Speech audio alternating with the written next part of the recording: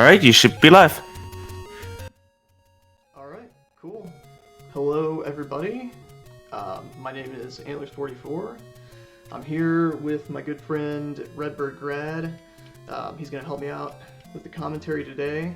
And I'm going to be running The Legend of Zelda for the NES Second Quest Low Percent. So, first things first, we had a file name, request and donation. Unfortunately, we can't make the actual file name anything but something starting with Zelda so that we can get Second Quest. But I think Sauce was the donation, so we've got one of them as Sauce there. So Let me just double check that. Legend of Zelda. I don't see anything for Legend of Zelda on the file name right there. I was told by Gooby that it was Sauce. Alright, then we try Scooby. Then we definitely try Scooby. All right. If we're gonna have a sauce, we'll have the best sauce, right? I mean, got pesto sauce on. So, there are definitely some big differences between First Quest and Second Quest, and we'll kind of be explaining them as we go, but we're about to start in 3, 2, 1, and we start on Control Link now. So, in Second Quest, there are a lot of different locations to explore. Stuff's in different areas. Dungeons have different layouts. I got another donation incentive for this, and it was to attempt it damageless. I'm going to tell you right now, I will do my best to keep this a damageless run. But things happen. So if for some reason I take damage, and this is not a good start, I'm just going to respawn that screen. That Zora did not spawn in a good spot for me. If I take damage before level 4, what I'm going to do is I'm actually going to donate the equivalent of what was donated myself to the pot. So $30 I think was the incentive, so I'll donate $30 if I take damage before level 4. So I'm playing that super careful, and I didn't get the bomb drop. I had 2 chances for bomb drops there in that first room, and I didn't get either of them. So we're going to have to go and get the backup bombs in this dangerous blue Gorilla room. Yeah, so you saw what he was doing there is he was actually killing some things on the overworld to set up his global counters. He was entering that orange Gorilla, the red Gorilla room, on a global counter of 5. So the way this game works is that as you kill bomb-dropping enemies, you have a chance on a global counter of 1, 6, or 8 for it to drop you a bomb. So if he enters on 5, those 3 gave him 6, 7, and 8. He had 2 chances there to get bombs, and unfortunately for him, neither one did, so he had to go north those 2 screens. Exactly, and also, if you're not familiar with what low percent means, it means I cannot pick up anything that's not 100% required to beat the game. So, I can't pick up any heart containers, I can't pick up any sword upgrades, I can't pick up any rings, I can't pick up any potions. Right. And this is Second Quest, so it's a harder quest than First Quest. So it's one of the most challenging categories of the game. I would say this is probably what he's attempting right now tonight. I think is the most challenging category Z1 has to offer. I really do think that. I got some weird spawns here, so we're going to use some pause strats. If you ever see the game slowing down and kind of sounding laggy, 2, 3, 4, 5, it's not because I'm lagging, it's not because I'm glitching, it's actually because, and I think Aquaminus is not wanting to cooperate here. Okay, well, yeah, so that's the danger of damageless. In a regular run, that would be just a reset, but unfortunately, like, Aquaminus can just choose to shoot right as you're about to go there, so I'll be donating $30. I'm very sorry. I'm very sorry. I'll split that with you, man. That Aqua was not fair. I'll split that. No. The challenge for Antlers there was that he was trying to do 2 things. He was trying to avoid that heart, because that's the only heart in the entire run that actually spawns in front of your path after you kill the boss. So he had to kill the boss while he was past him, and then since he only had 1 tile there to stand on, he was at the mercy of Aquamina's fireballs for the damageless part, and unfortunately he got one fired at him. So it was rough sledding there. There's nothing Antlers could have done. So what I'm doing here is I'm manipulating the money-making game. You got to start from the title screen on a certain tone and go straight to the money-making game, and if you do that, you can always guarantee you're going to get 50 rupees there. And then you just save it and do it again. We're going to do this 3 times, and when we do this, we won't have to get money for the rest of the run. Yeah, it's frame-based, so what he's doing is from power on, he's trying to get through the menu as quick as possible, so he's jamming on start as fast as he can. Then he listens to the music, and if he hits the right tone, he's in that frame window that is going to give him the plus 50 MMG in the middle every time. Yeah. It's a pretty cool trick. This is the slow way of doing it. The fast way of doing it is to just leave the cave, sword a couple times, and go back in, but I am not capable of doing that. That's a much tighter window. Yeah, that's a Unos category strat right there. That's exactly. Yeah. But regardless, I mean, Antlers nailing 3 of those in a row, that's very, very difficult to do. So what you just saw is not an easy feat that Antlers just pulled off there. So what we're doing here is we're setting up a count. We want to go into level 2 with about a 7, 8, or 9 count. I've got 3 on my consecutive counter. And what that is it's a count. It's another one of those counters, kind of like the global counter, but if you kill the 10th enemy in a row without taking damage, and that should be 7, you are guaranteed a bomb drop. If you kill the last one if you kill the 10th one with a bomb. Alright, that should be 8 there. Yeah, so again, he can't pick up any hearts, can't pick up any, like the boomerang even, the wand, anything to help him out. He's going to be 3 hearts, green tunic the entire time. And these levels are not easy.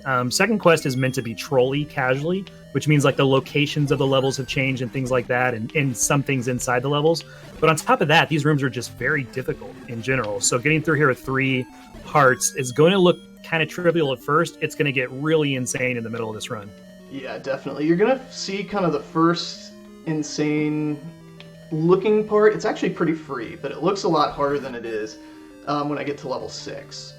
Yeah. Level 6 is a really difficult dungeon. We're gonna... Oh, wow. Well, that's not good. That Gibdo kind of trolled me there. He went the wrong way when I was trying to trap him up against the wall. I should have just went, but they gave me terrible patterns in that room. So now I don't have to take my key spot here, which I normally take. I just gotta make sure I don't take any extra hits here. I guess You getting this key from Manhandler? Yeah, we're gonna actually skip this key. I was gonna say we got work another one in later, dude. We're gonna go backup strats here. We're gonna go for the key later in level 4.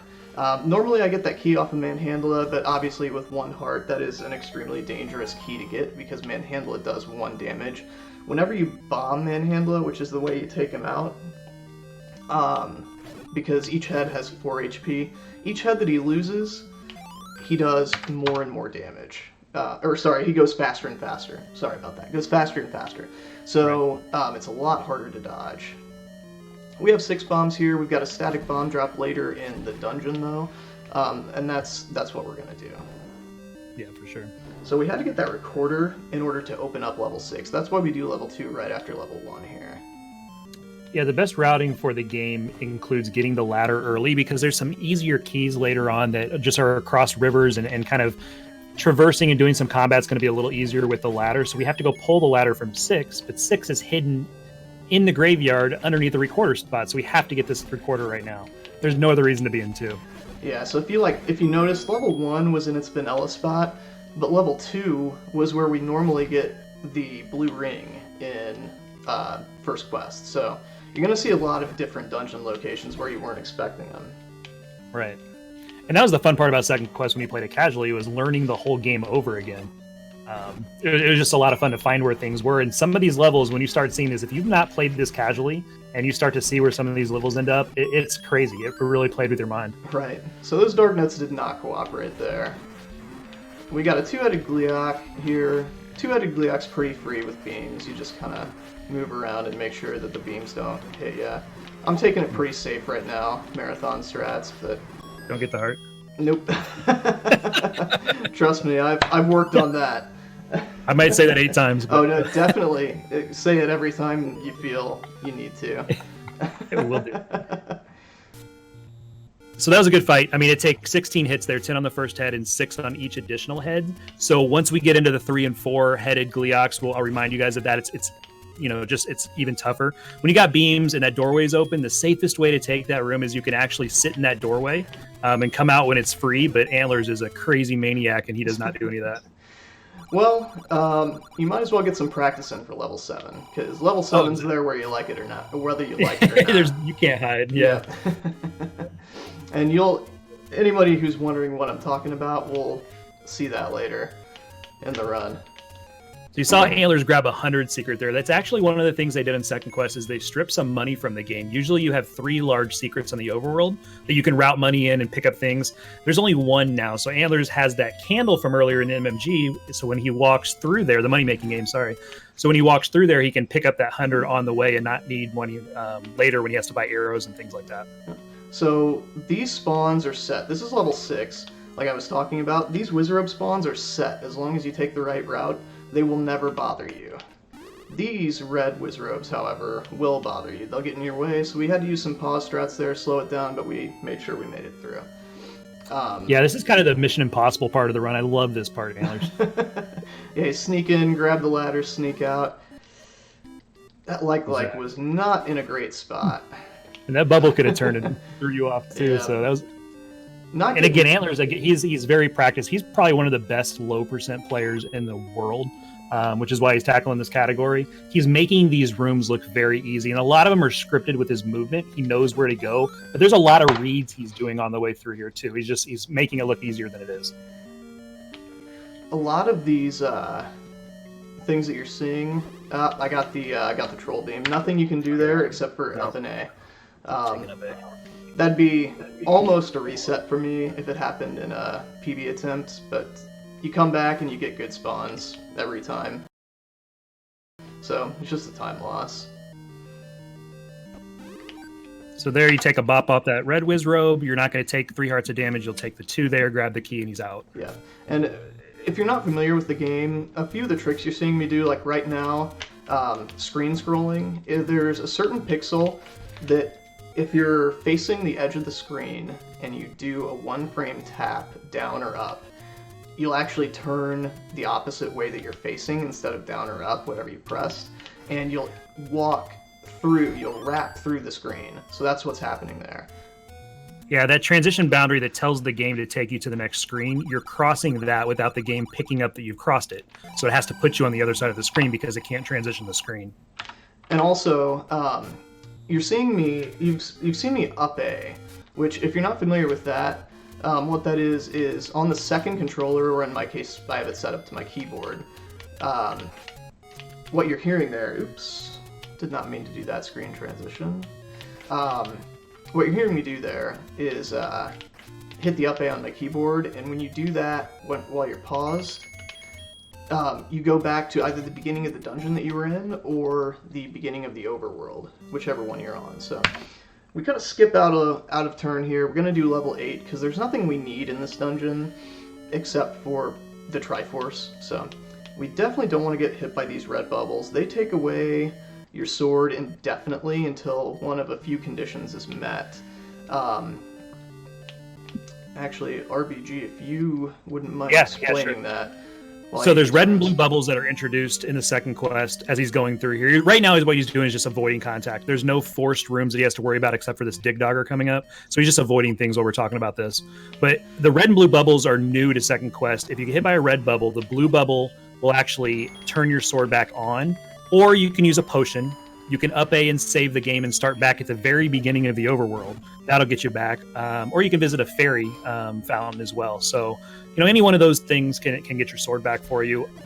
Right there where he was, there's nothing available to him except for blue bubbles that are like 3 screens and a stairway away that take 30 seconds to route in. So you definitely don't want to get hit by the red bubbles at this part in the run. Yeah, what you just saw there was the first instance, I think, of me block clipping. And actually, no, I did it in level 1. That's another. It acts kind of like the screen scroll in a way, you can just clip right through the block if you're on the right frame and you do a 1-frame input, or you can buffer that one with your sword. So that's another way to get around killing all the enemies in some of these like diamond staircase rooms that I'm going through here. And then some other rooms makes it easier to get through blocks. Yeah, normally the way the game functions is it wants you to clear that entire room right there before you can go through that stairway. Antlerz wants no part of that. He's interested in speed and not clearing that room, so went ahead and clipped through.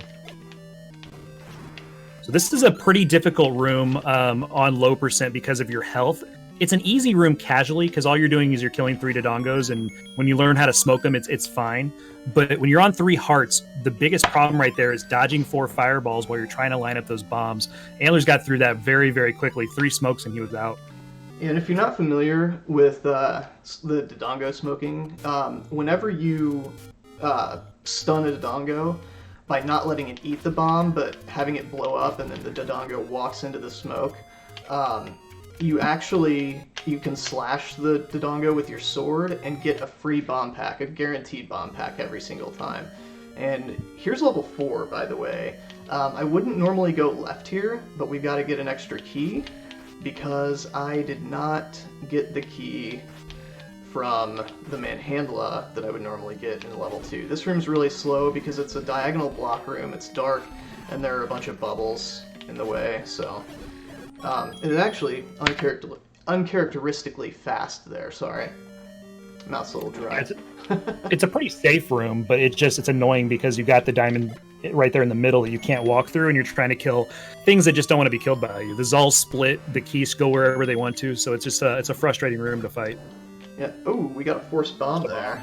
Yeah, nice. I took a hit, so I'm just gonna up A. That Dig Dogger will stay gone. For safety, I'm gonna up A because I want beams going into the room after that. Makes it a lot easier. This is the first this is the first dungeon with Dark Nuts, and this is the first really kind of challenging dungeon of the run. I would say if you're going to do low percent second quest, this is probably your threshold right here. Being able to get through level 4 on 3 hearts. You've got rooms like this. This is a 5x2. So if you imagine pips on a dice, and it's a 5-sided die, what he's got is he's got 2 blocks in the middle, 2 in the top left, 2 in the top right, 2 in the bottom left, 2 in the bottom right. So in a 5 shape, like a die.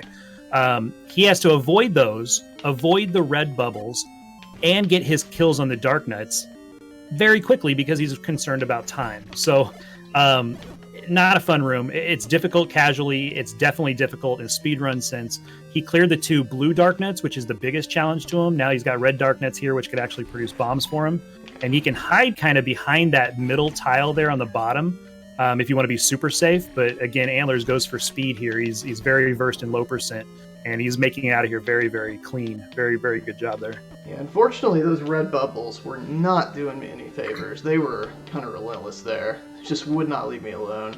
That would be a pretty slow room for me in a PB attempt, but I was kind of playing safety strats. I'm going to go ahead and get this key as well. It's a little bit slower than what I would normally do, but it's a lot safer as well than what I would normally do. So we're just going to go for this key here. This room here has got no fireballs at him. The biggest thing about second quest compared to first is that you see a lot of the same challenges. But what they do is they'll like add turrets, or they'll add, different combinations of enemies or red bubbles or something. This is one of those rooms that could be right out of first quest. So Antlerz is choosing to pick this one off because it's quote unquote safe, like he was talking about. Yeah, especially when you get a clock, that always helps. For sure, yeah. Mine are always on the last enemy, so you got some luck here. Yeah, we're gonna dip in here. We're gonna get a static bomb drop from this room, get back up to 8 bombs. That's definitely gonna help out when we get to the Dodongos that are the not the boss, but they're required to get through this dungeon. So, right. Here's one of the reasons you want the ladder. This is a room clear that you're going to get a key out of, but you have to be able to cross this. There's a vertical river there on the right side that you saw him cross twice with the ladder. So one of the reasons you grab that ladder is to be able to get that key and route that in. And normally, you wouldn't have... That's one of the trolly things about second quest. Normally, you wouldn't be able to get that key. And, well, actually, technically, I think there is a way, but it's a really long way around, and it takes forever. So it's just better to have the ladder. Do it this way. This is a room you don't want to get bopped on. Again, there's no damage here. Like, you take your red bubble, you're like, okay, whatever. Well, you've got to go back through that stairway, back down through keys that you can't defend yourself because you have no sword anymore. Go get the blue bubbles and come back. So it's just stuff like that in second quest that are unique challenges to this run. Don't get the heart. Want the rupees, though. Yeah, definitely want the rupees. Alright, so we're in the back half of level 4, and this is where it really starts to get a little difficult here. Oh, I got the spawns I was expecting there. That was... Or not expecting. I got the spawns that I usually get that I wasn't expecting. Odd. I could have killed 2 red dark nuts there immediately with a bomb if I had known I was going to get the good spawns, but let's see if we can get this guy to chase us here. Alright. Yeah, you didn't want to use too many bombs there because he's getting ready to go into a 3 Bidongo room, just like we saw at the end of 8. This is the exact same room. So you have to do it twice back to back here. So you really want to refill on bombs and do well. You see a lot of the pausing here is not because of the Dodongos, it's he's reading the fireballs. That's why he's doing pause strats. He's trying to set up his smokes. Oh no. And he had 2 Dodongos turn on him there that he didn't want to have. Alright, there we go. Should be okay. Yeah, you're good now. Yeah, even if you feed one, you can still smoke on that second bomb. And if he eats it, fine, he's going to die. He doesn't give you the bomb drop, but you can still smoke him and pick up that bomb drop. So he's being really, really careful here because we have a very difficult room coming right after this. Yeah. Not that this isn't difficult. Oh no. Alright, that's fine. Right. I can always get bombs later. Oh, there's a heart. That's big, though. That was huge. Getting the heart is big, because this room is a little dangerous, especially if they decide not to leave you alone. We're just gonna go right through that guy. Get out of that guy's way. Yeah. Yeah, so here's a fun mix of enemies. You've got, Dark Nuts, which he's used to, but you're in a maze room, so you don't have a lot of room to maneuver. Luckily, where he's at right now, he's trying to catch them at the top to where they can't defend themselves. But the biggest problem in here is the Pulse Voice can hop over these blocks. So he's got to be able to take out the Pulse Voice while he's watching the Dark Nuts and try to set that up at the same time. This is probably checkpoint 2 for low percent if you can handle this room as well. Yeah, if it weren't for the Pulse Voice in here, you could just clip into one of the blocks and you'd be just fine, but... Right. Yeah, you clip into a block and a Pulse Voice is going to eat you for lunch. I mean, yeah. You can't escape it. Yeah, and again, Antlerz is making what is very, very difficult look pretty easy there. Another really, really good room clear chat for Antlerz. Alright, so there's the raft, and so another thing that I don't think we actually really even mentioned is the fact that that Triforce room in this dungeon is probably the most trolly room of this entire, like, just this whole game casually. Because no one ever thought they would have to walk out the back of the Triforce room to get to the rest of the dungeon, especially a required raft that you need just to get to the next dungeon in line. But no, they did put that in there. That's another thing that Second Quest introduces is walk-through walls instead of bomb walls specifically. So I just reset my count there. I saved, and then I reset the game to reset my 10 count. So the count's 4 right now, because I'm going to set up a bomb drop off of a very difficult blue Wizrobe room in level 5 here. Yeah, this is probably, I mean, if you think about, a lot of speedruns are scripted and movement is scripted. This is scripted combat here because you're going to have a lot of Wizrobes and a spiral staircase that you come out of. And where Antlerz is dropping these bombs, the first few are very scripted in his mind. He knows where they're going to go. Then he has to read what the blue Wizrobes are going to do after that for the follow-up kills and to be able to clear them out. So it's going to take a little concentration here on Antler's part, but this is another very difficult, right after this room, just the walk here. Coming out of this stairway is, hold on tight, chat. It's going to be a lot of fun. Yeah, so casually, just playing the game through casual, this next room is probably the most difficult room of the entire game. Either quest, I would say. Yep, it is.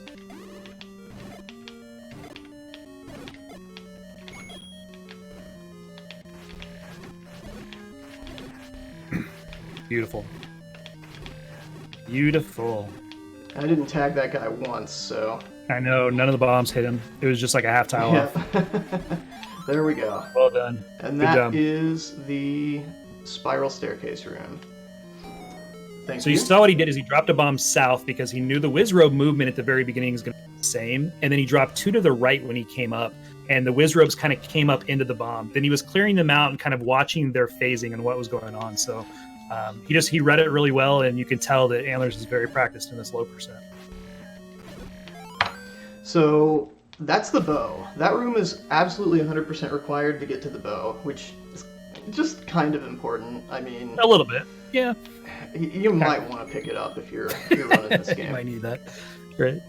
Alright, so we didn't... Katie one-shot him. You're not going to one-shot him. No. Oh, dude, you lost cool points. Yeah, Goma gave me the bad pattern. Either of the other patterns, it's pretty easy to one-cycle the Goma, but if he goes right off the beginning, it's not very likely. So we get the bow there. Now we can shoot arrows, and I'm going to go get another key here. But I picked up an extra key out of level 4, so I'm not going to get the really difficult key in this dungeon. It's going to possibly save me a lot of grief. Yeah, I don't blame you.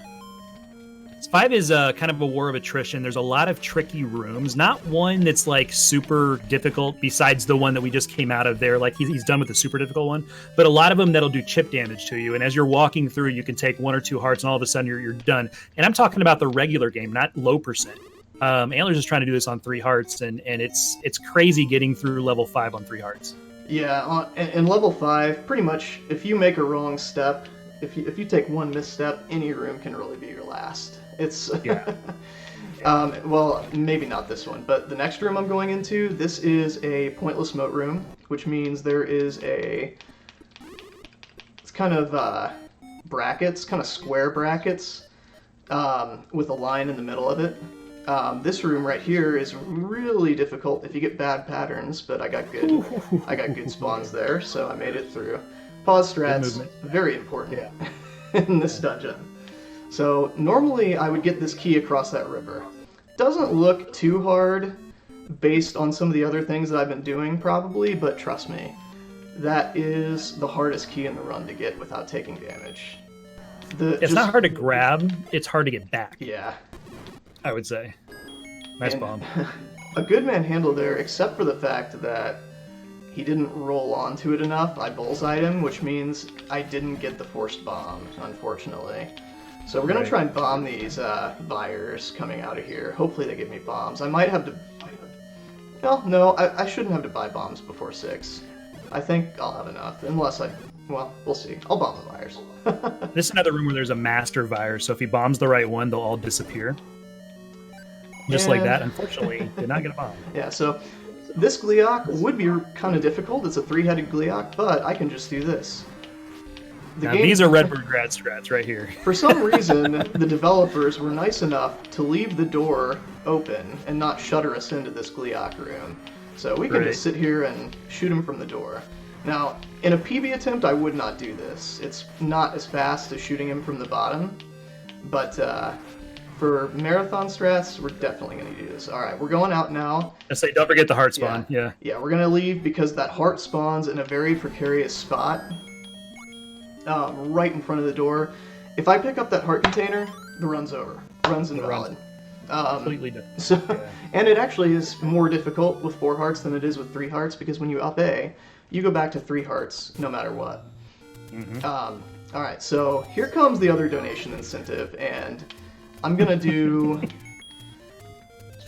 hopefully a little bit better at this one than I did at the first one.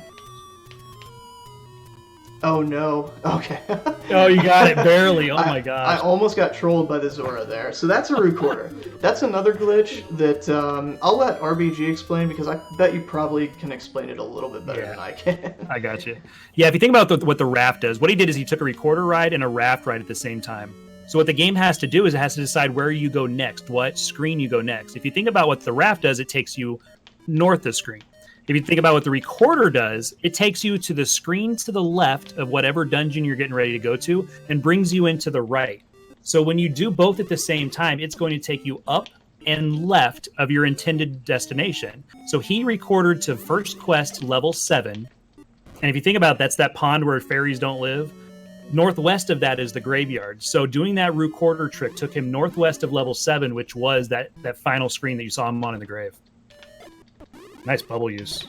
Yeah, these bubbles really come in handy in this dungeon here. So now he's back in 6, and what he has to do here is he has to finish this up. We got the ladder earlier. And this crazy man is going to attempt a clip in low percent. I think you are crazy for this one. This is the damageless incentive. So normally I would just take a staircase past this room, but because that is so dangerous doing this ladder clip in this dungeon. Yeah, you're nuts, dude. But we got it. God. So that was the donation incentive that we got for doing the ladder clip in level 6. Normally I would just skip right past that, do it a little bit slower, but a lot safer.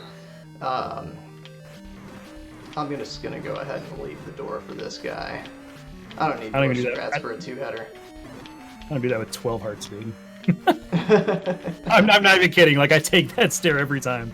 That's nuts. GG's. Thank you. So we're headed to the boss already in level 6. So this has been a nice level 6. It's been a really good level 6, yeah. Yeah, this would be... I'm saving time over my PB here, actually. I would assume, yeah.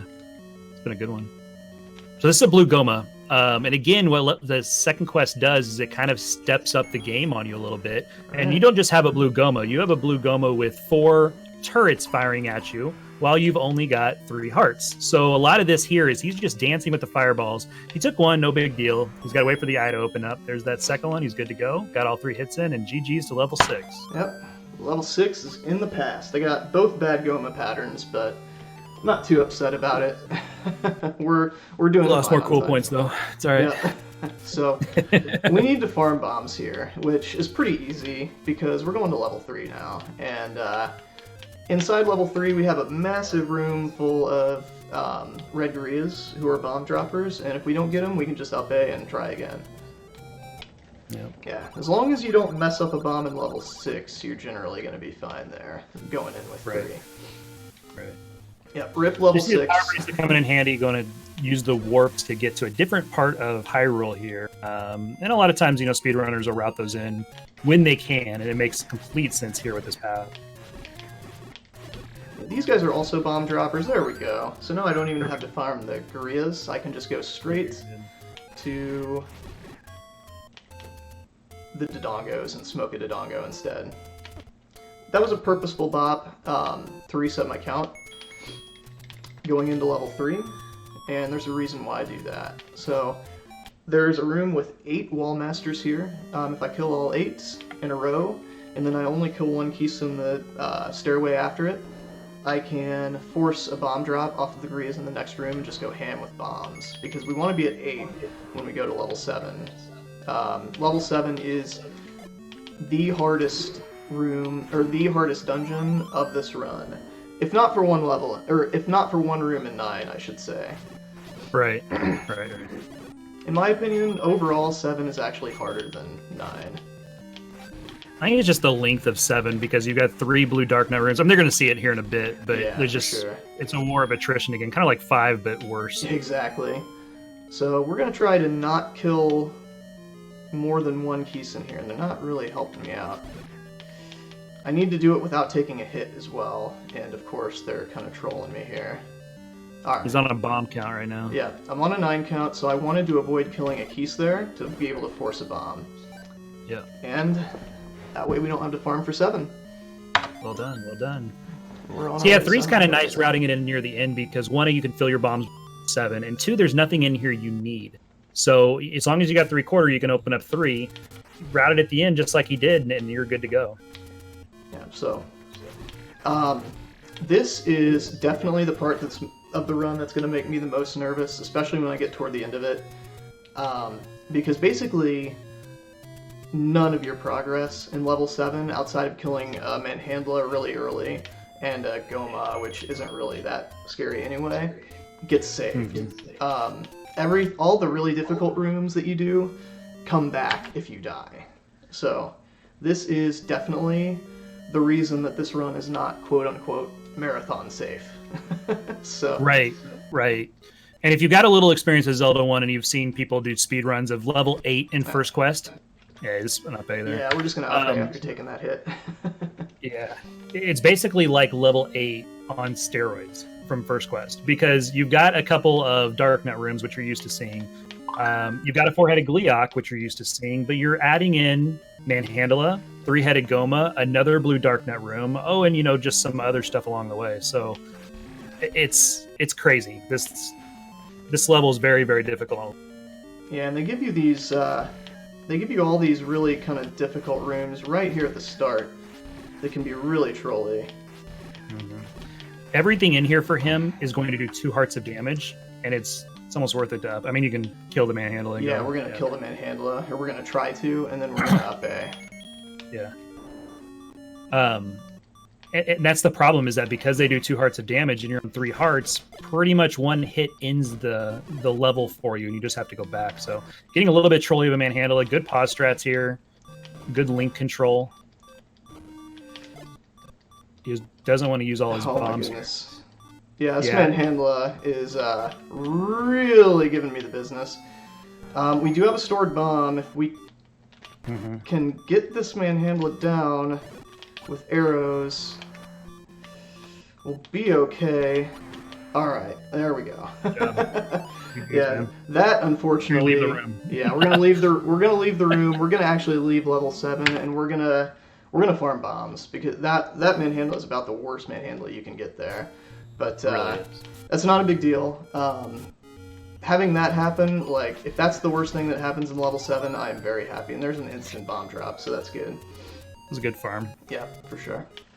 So, we're going back in, don't have Manhandla to deal with anymore, and now it's all on me. Like, that's the only real thing that's 100% out of my control in this run until I get, or in this level, until I get to the very end, until I get to Gleeok. Like, the Gleeok can actually completely trap you, and there's not a whole lot you can do about it sometimes. So, but other than those 2 things, I'd say there's nothing that's completely out of my control.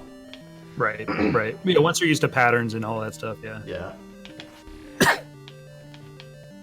Yeah, so you can just see, like, we talked about the war of attrition. Every room is just... There's no free ones here. Get rid of the Gibdo there. Oh, I thought I got that clip. I thought you did too. So he's trying to clip through that block to be able to get through and not have to deal with this Gibdo. But he's able to push through there. So again, all the mini bosses that you fight, and the major ones as well, they're gone. Once you leave the room and you cleared them, you can leave the level, you can do whatever you want to, they'll never come back. So the Dig Doggers, the Dongos, stuff like that, they're not going to come back. Gomas. Yeah.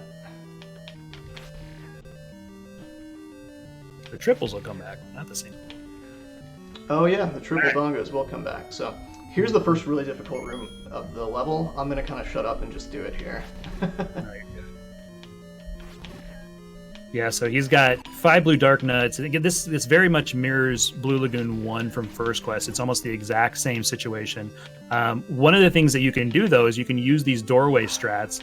And so what he's doing here is he's using bombs to soften them up, and he's going to use the wood sword to clean them out. So he's doing really well. They're kind of fortunately not gathered by the door, so he's able to take some shots. But the biggest problem is if he takes one hit here from anything, a fireball, blue darknet, or whatever, he has to abandon the strategy because you can't use the beams.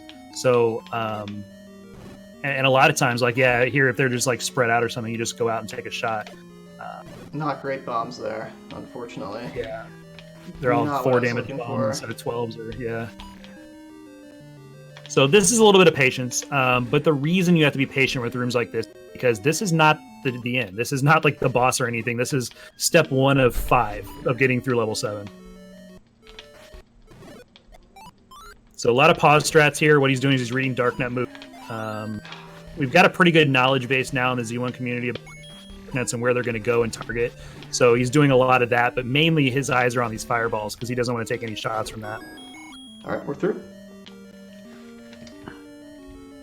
So here it's just don't take a hit.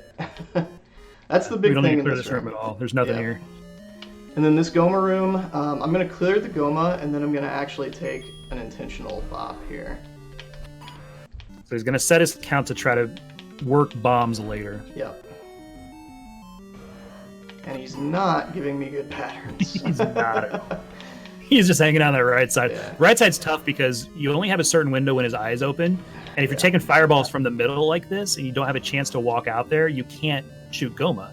So this is his chance right there. That was actually really well done. That was really good because now I can get my half heart back and take the bop.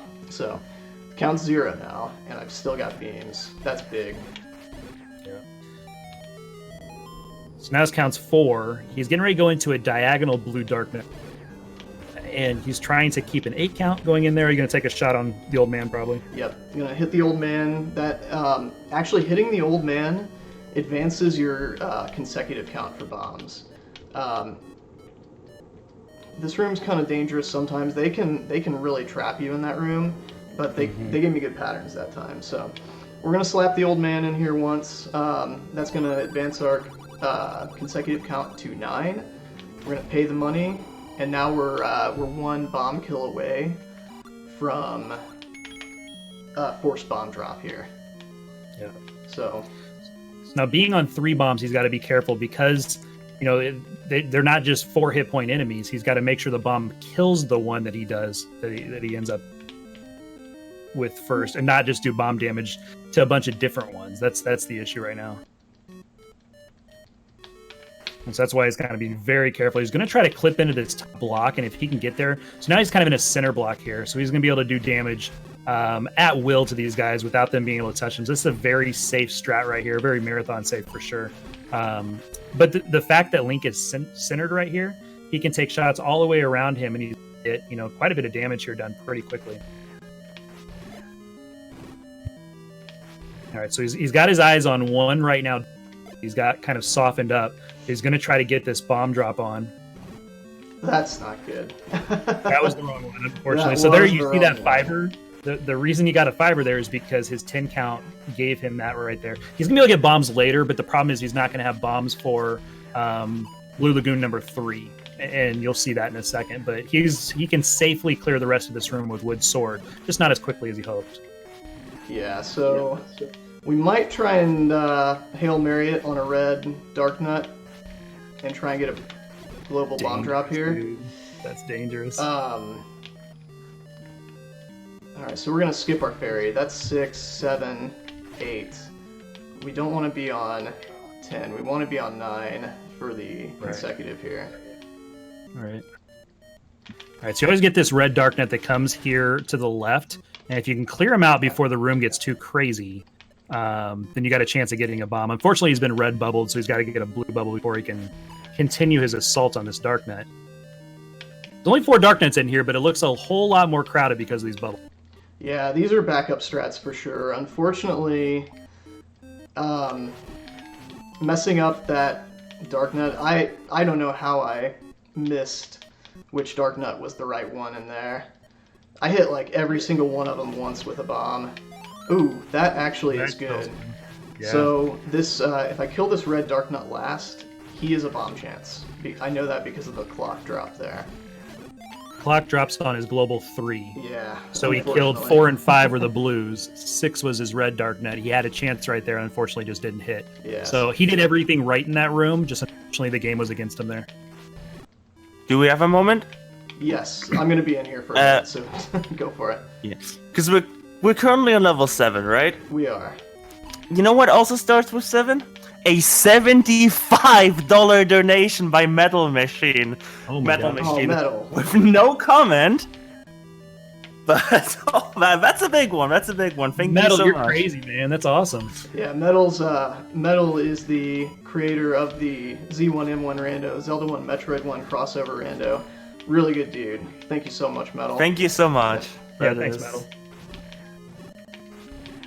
And go check out that ROM hack too. Good lord, that's great. So normally I would be playing this room. Yeah, definitely. That's if you like crossover randos, if you like ROM hacks, that is so fun. I love that rando. I play it all the time. But yeah, this room is definitely safer strats than I would do in a PB. But we really don't want to die here. We certainly don't want to, or we don't want to take damage. We certainly don't want to die. Yeah, you got to think about everything Antlerz has done to this point in this level 7. He'd have to do it all over again outside of the Goma and the Manhandler. They'll stay dead, But if he takes a death here, that's really, really unfortunate timing just because he has to do all that again. This room is going to drop him a bomb when he eventually clears it, and the developers, again, were nice enough to leave him a door where he can do this in. But having this room right here and the next room you're about to see back-to-back is ridiculous for the back half of this 7.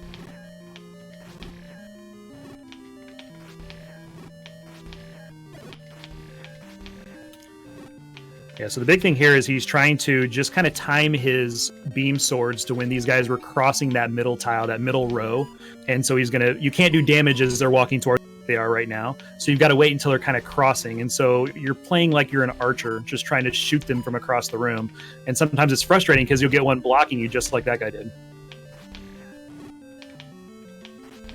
When I get down to 2, I generally feel somewhat safe enough to start venturing out a little bit. Look at the sword. You're still making good time. I mean, you're doing well. I know that's high. Do I get crazy or do I stay with the door strats? It's your call, dude. Oh, you're rodeo here. I'm along for the ride. Oh, I missed.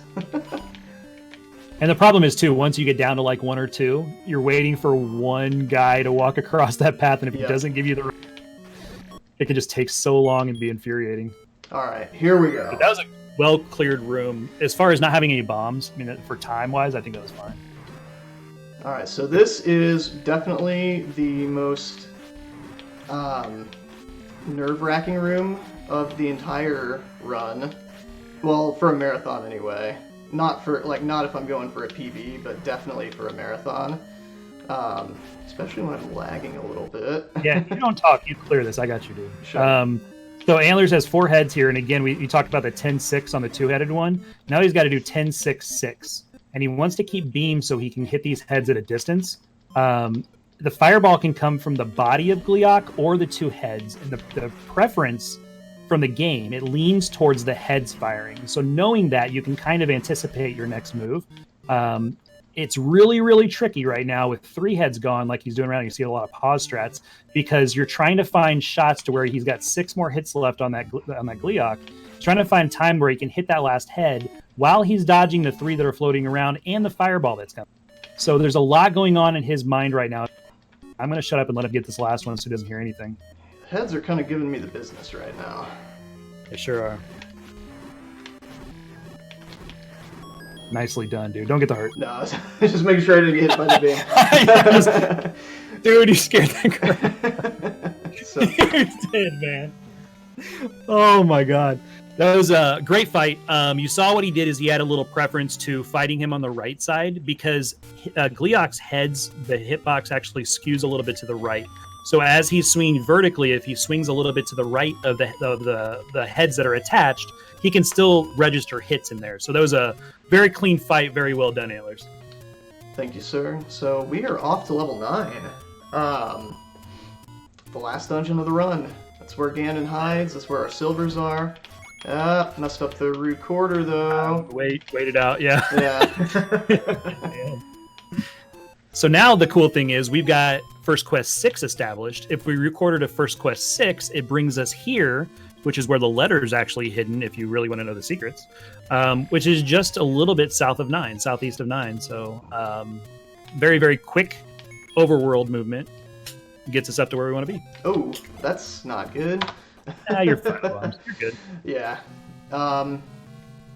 So don't want to mess up here with bombs. I have forced bombs in this upcoming Wizrobe room. We'll see what I'm talking about. Counts 2. So I know where you're going. Yeah, we want to build a 9 count here. Yep. 4, 5, 6, 7, 8, 9. Please leave me alone. Thank you. All right, so they can give me bad spawns here. Pattern here. Yep. Yeah. Good. All right, so this maze room, all he's got to do is just get through it. There's nothing here he needs, but he's. And this right here is another troll room casually because the silvers are a push block or a push through wall to the left of that patcher when you want to get the heck out of dodge. Antler's forcing bombs there very, very nicely. He's going to come back out because what it's going to do is it's going to reset his oranges and the patterns.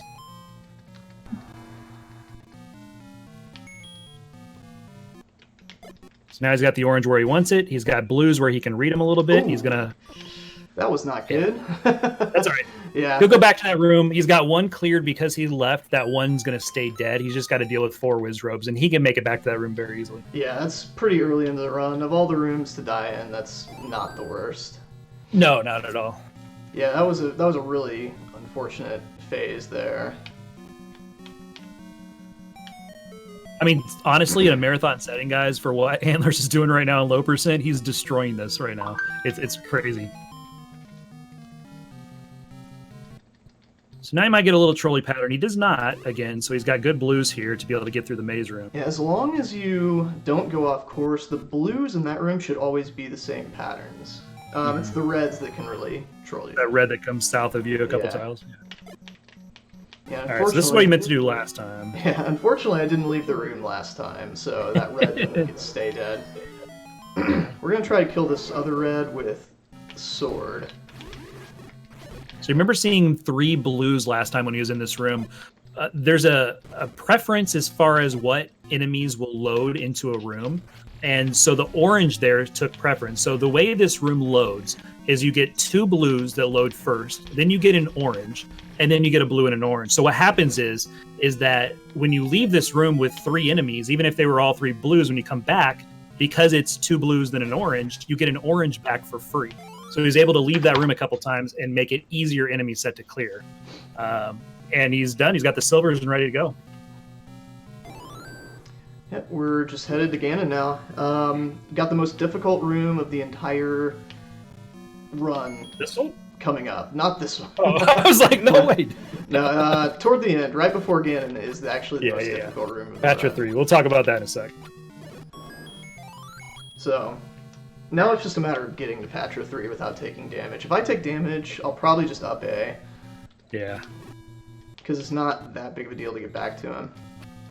So as he's walking in here, he does a quick key check to make sure he's got 3 keys, because you need 3, and he's got them, so he's good to go. There's a very nasty room you have to clear if you only have 2 at this point. Picks up bombs, so he's got bombs to fight with if he needs to. And really, the walk back here until you get to that room, pretty free, pretty easy. Yeah, exactly. There's nothing too dangerous until you start getting to some of these wizard rooms up here. We're going to take an immediate pause in this room just to see where the reds spawn. They're not in a dangerous place, so we're good. This room is kind of dangerous, though, depending on what kind of spawns you get. This is the last room that will drop a key on your regular route if you were to forget one. So imagine having to clear this with wood sword, green tunic. You got 2 turrets right there. I mean, it's nuts. Now, the cool thing about this Chevy room, a lot of people don't realize that if you stand on this first tile outside of the door, those blue wizrobes will never come onto that tile. They will never bother you. Yep, 100%. So you can just sit there and take as much time as you need to make it safe to cross. So much of low percent is really understanding the game and understanding the mechanics of how the enemies move, being able to dodge correctly and at the right times. So that's good enough for me. Both the reds down. We're going to go ahead and shoot on through there. And we've only got a few rooms left at this point. Yeah. So he's got one more room of dodging, which is not this one, but the one coming after this. I say this and watch you get eaten by like legs, but there's a couple Patras here that yeah exactly are the real boss of this before we get to Ganon. And I almost messed that up. Got gridded onto the half tile there. Yeah. I saw it too. All right, so this one here you can take, be a little safe. What you want to do though is you want to avoid getting trapped in a certain way. So what he did is he read which way Patra was kind of moving, and he moved to the side that was going to have more for him to be able to dodge. Wood sword, these guys I think have 9 hit points, so he's going to have to take out 9 or 7 or one of those 2. He's got to do a lot of damage to these guys before they go. Yeah, I prefer to fight him from the door, but unfortunately that's exactly where he went. So that way, I can't get trapped. I can just reload the room if I need to. But... Yeah. anybody wants to know where the red ring is, it's to the west of this room. You're welcome. Send check player. If for some reason I have trouble clearing the last Patra here before, or I'm running up on estimate or something, I will get that red ring. But hopefully that's... Unfortunately, I just said it, so now it's definitely going to happen, but... The cool thing about low, if you play this casually, quote-unquote casually, is that as you kill these Patras, they die off forever. So you kind of lock the level 9 as you go through it. All right, hardest room. This is the hardest room in the game, yeah. He's going to focus a little bit here. This Patra right here, the reason it's so difficult is because you have these turrets in the middle that are firing at you. You're trying to get a lock. And I just took a hit. Yeah, he took a hit, so he's going to bounce out here, maybe try to get a heart and go back in.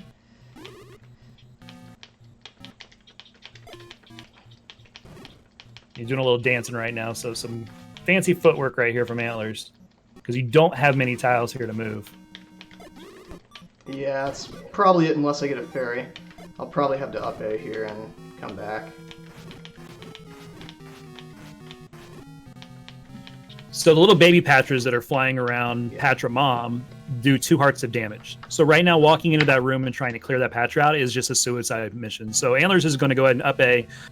Here's the cool thing, like we talked about, because there's so many bubbles in 9 and there's so many mini bosses, they stay dead. So these Lamolas are going to be dead. Patra 2 is going to be dead. A lot of the stuff that he cleared out of that Chevy room is going to be dead. It's really just walking back. For reasons I still don't understand, the Patra or the Landmolas will respawn every other trip through. Yep, I don't know why either. I really don't.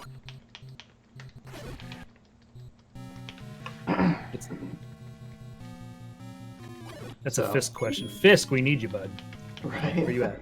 I'm gonna try and leave 1 Vire in here. Yeah. There we go. Alright, so it's not that long of a trip back, especially now that I have the Patra dead. The Patra 2. Yeah. So all he's got to do, again, he's going to make 1 read in this room here to see where these Wizrubs are, and then after he makes this movement, the rest of it's pretty free. Yeah, especially this room right here is also kind of a little dangerous, and then the room right before Patra 2 is a little bit dangerous, but yeah. The Chevy room should be good because I cleared out so much of it, except the like decided to spawn in the middle there. As he would. Exactly. So I'm going to try this again. Hopefully it goes better. So in Patra 3 room, what I'm trying to do, I'm trying to get over to that right side. When I get to the right side, he likes to hang out on the left, like on the opposite side of the room as you, especially on the left from the right. So if you're on the right side of the room, there's a safe tile over there, and he likes to hang out on the opposite side on the left. So that's our goal. If I could push this block. Yeah, as he's saying safe tile, he's saying safe tile from the turrets. The turrets can't reach him with the fireball. So as long as he's away from that Patra, the turrets can't hit. And I purposely left these guys alive. I didn't go back in this room because in case I want to try and spawn. Oh, he's charging. He's charging. Yeah, this is... Ooh. Good footwork. Yeah, no. There was nothing I could do there. I should have probably just respawned that right away, but... Unfortunately, Patrick can do that. And really, with as much as we know about Ganon, I'm not trying to curse you here or anything, but this Patra 3 is it. Like, this is the run right here. It's another gatekeeper, because as good as you are at the game, as good as everybody that tries this second quest low, this is a stumbling block every single run for people until they learn how to fight this Patra in this room with 3 hearts. It's very, very difficult. And for some reason, these land moles are coming straight for me here. Saves you time on the beams.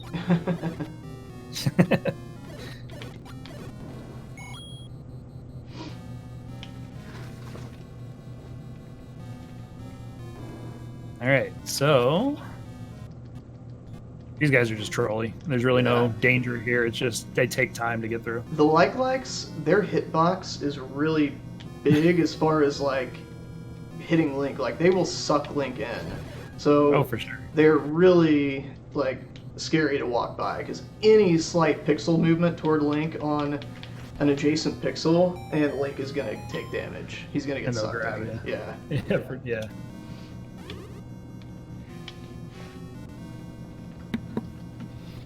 All right, chat. Let's get some hype in here for Antler.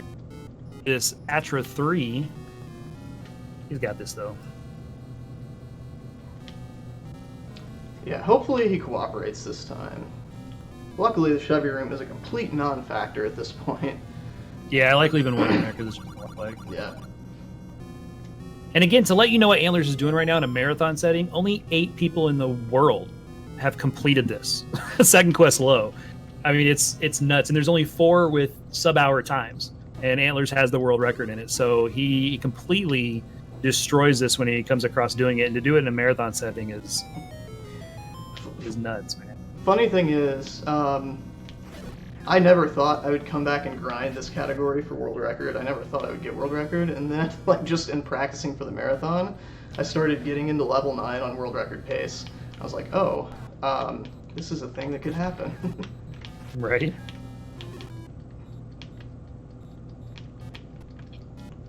All right, let's try and get right. Please All right, go so up. Antlerz, yeah. So he's going to the tile. That's pretty safe, but he has to watch Patra now because the expansion can still hit the tile that he's wanting to be on. Now Patra's starting to go left. See if he hangs out left. Not helping me out at all. No, he's not. There we go. All right, now that's more like it. I gotta watch for the wraparound here. Yeah, so the Patrobes or Patra babies or whatever you want to call them can actually, if he's too far left, it can screen wrap like Link did in the overworld, and it can come and hit Link from the right side. So you got to be very careful being over here too, that he doesn't get too far left and actually hits you. So you want to watch how far left those are getting, and you'll start to see him on the right side if he keeps going left. All right, so he's got 1 hit. Let's hope he didn't lock in expansion mode, because basically what these satellite Patras do is they tell Patra what mode he's in, and if you kill the wrong one when they're in a mode that you don't like, it's going to lock them in that mode.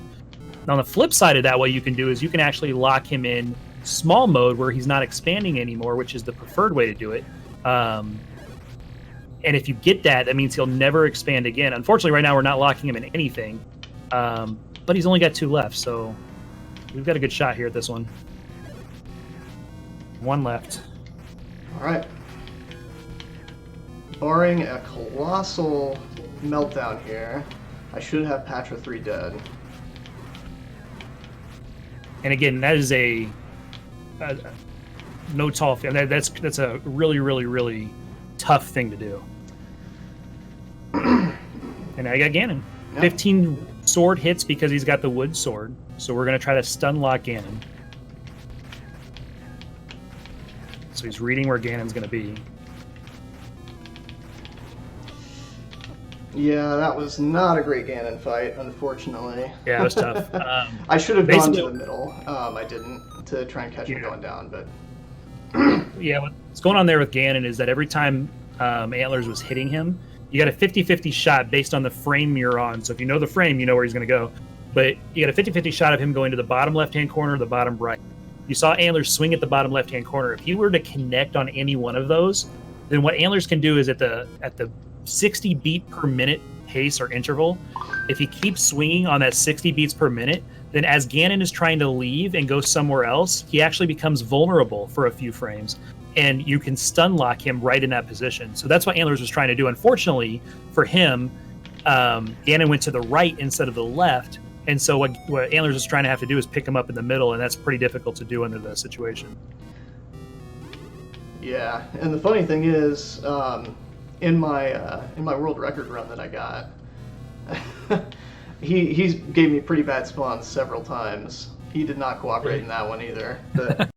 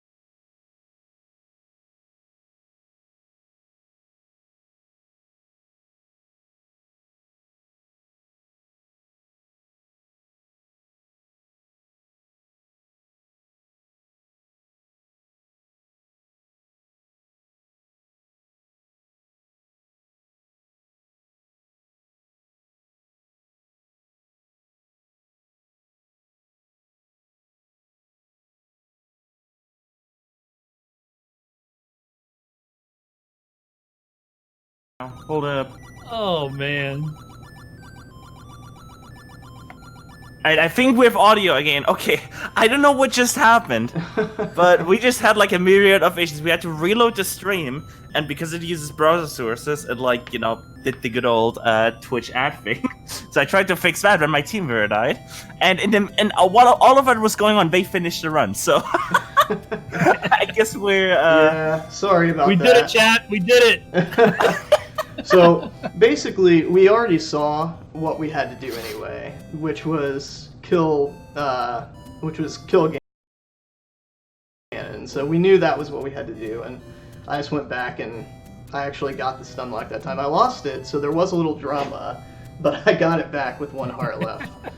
So, but well, look at the screen, Antlers. You did it in a marathon setting with only 2 deaths.